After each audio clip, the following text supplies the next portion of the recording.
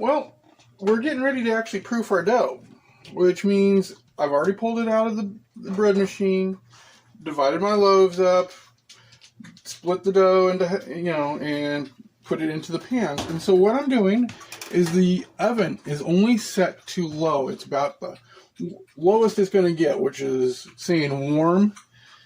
And as you can see, there's a pan down there, and in there is water. All it is straight water. And its job is to put moisture into the air in there. So we're just going to set the timer now for about 20 minutes.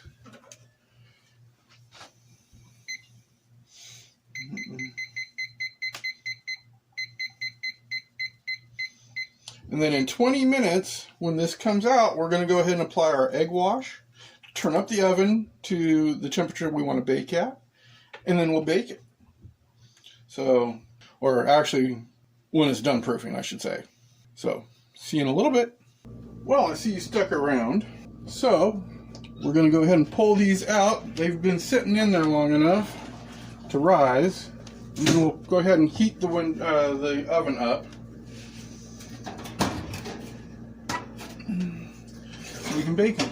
And see, they rose quite nicely in here.